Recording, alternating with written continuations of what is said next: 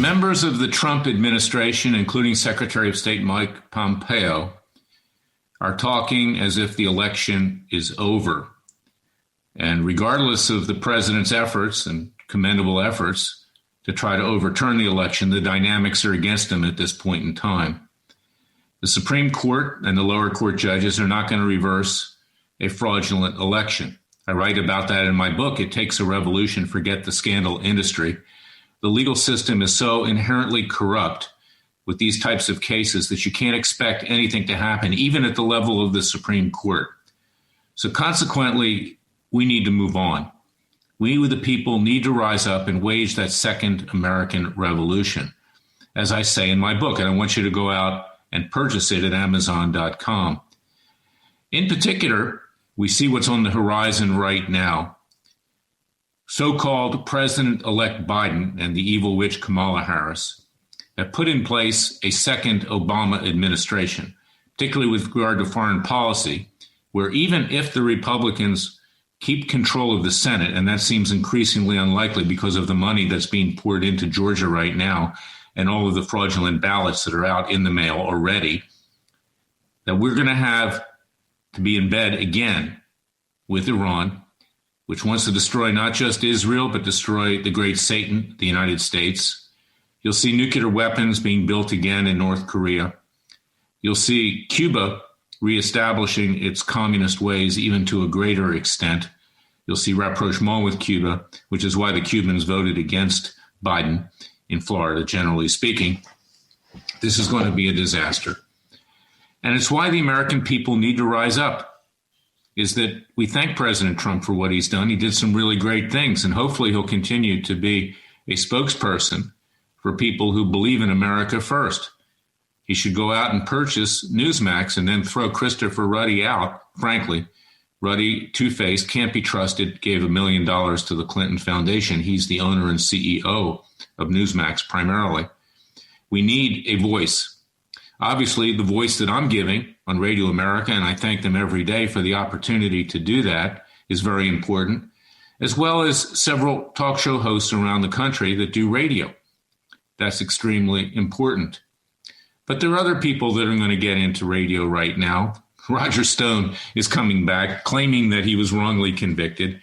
This is one thing about Trump that he needs to do going forward in the future. He needs to get around good people, not sleazy people like Stone, who was convicted for lying to the so-called government, threatening witnesses, Randy Credico in particular. Of course, my client, Jerry Corsi, was also threatened and defamed by Stone. There are 6 lawsuits pending in that regard right now, approximately, in different ways, in different means, in different settings. But other people, bringing in good people around him, and not just hiring people that he sees on Fox News. I mean, look at the last one, Jenna Ellis, this lawyer who is so incoherent that people start laughing when they hear her speak, working with Rudy Giuliani, who frankly, is past his prime, drinks too much, got caught in a bedroom with a 15-year-old by Sacha Baron Cohen. I mean, he didn't have to go in there. He went in there. He doesn't have good judgment. President needs to get people around him that have his back and good judgment, and let him be a spokesperson. Maybe he'll run again in 2024, although it's going to be very difficult to win because of the changing demographics. And the president needs to behave in a different way. He needs to not insult people as much. He needs just to talk, to make points, and move on, because I think in large part, to the extent that there were valid votes coming in from particularly women, he had turned people off, and that was unnecessary, and he needs to think his way through things going forward. But for right now, it falls to we the people to take control of our own destiny with God's grace. And I suggest citizens' grand juries. Even under the Trump administration, no one at a high level has been prosecuted. Neither Comey, nor McCabe, nor the Lovebirds, nor Strzok, nor Page, nor Clapper, Brennan, and of course, the Bidens and the Obamas and the Clintons were declared off limits by Blowhard Bill, the Attorney General, almost as bad as Jeff Sessions, his predecessor. And that's why I suggest citizens' grand juries. You're going to see in the next month or so that I'm going to commission a grand jury. We'll do it by Zoom, and we will seek the indictment of Biden and his son Hunter for the bribery schemes that they pulled off, the capers with regard to Ukraine, Russia, and China. We'll hold the others accountable too. Comey, Clapper, Brennan, the Obamas, the Clintons, the whole lot of them. And we have the right, as I say in my book, to even conduct, if and when we get convictions, citizens' arrests peacefully and legally, and turn them over to authorities. And if the authorities don't do their job, then peacefully and legally we'll hold them accountable as well. We have to try that, because if we don't try that, as Thomas Jefferson said, we're going to have to shed the blood of patriots yet again. And I don't want to see that. Neither did he.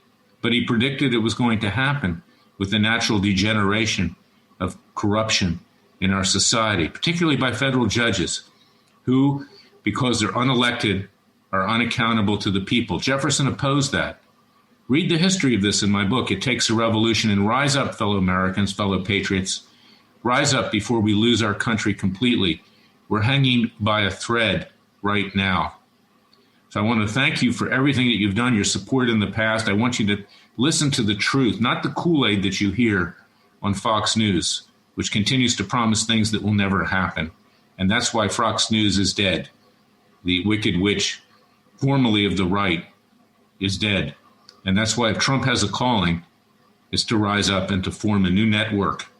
And we will form, the American people, a recreated nation in the vision of our founding fathers. I'll be back tomorrow with another special podcast. Until then, God bless you. Stay safe. Happy Thanksgiving. And we have to thank God for everything that he's giving to us. But we need to stand up for his vision as well, his creation, him and his son. Because if we don't, we'll lose everything. Thank you for listening to me. I'll be back tomorrow with another special podcast. Special Prosecutor with Larry Klayman.